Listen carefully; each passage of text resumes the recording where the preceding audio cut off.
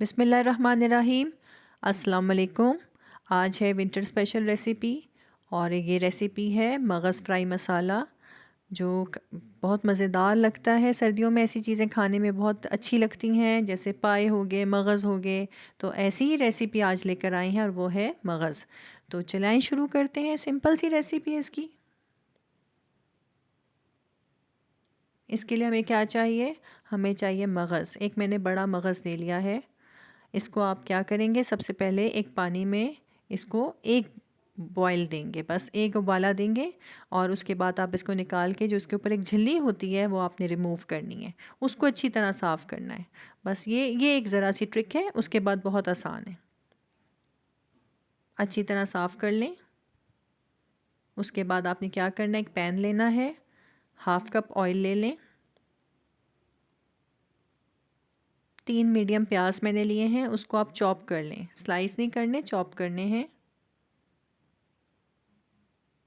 इस प्याज को आपने बहुत ज़्यादा गोल्डन ब्राउन नहीं करना, ये इसकी ख़ास ट्रिक है।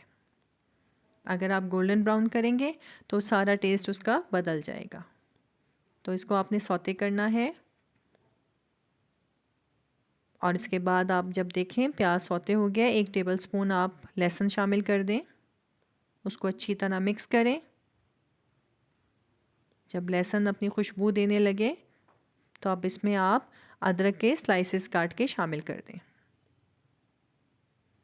1 टीस्पून मैंने नमक लिया है, 1 टीस्पून लाल मिर्च पाउडर है और हाफ़ टी स्पून हल्दी पाउडर है, वो आप डाल दें।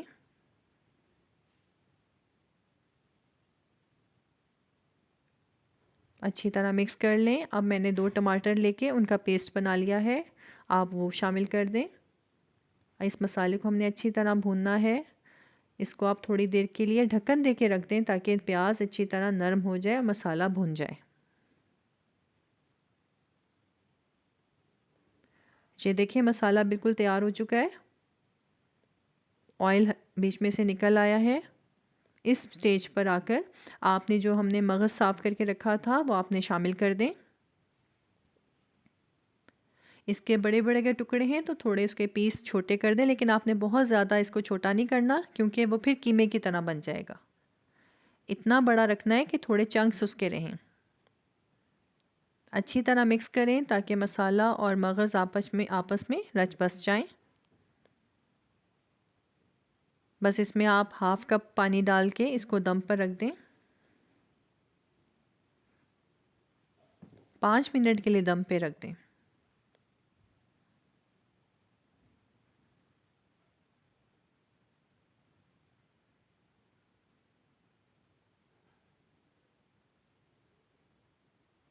देखिए मसाला बिल्कुल तैयार हो गया है। बस इसको गार्निश करें, गरम मसाला छिड़क दें, अदरक स्लाइस करके डाल दें, हरी मिर्चें डाल दें और हरा धनिया से इसको गार्निश करें।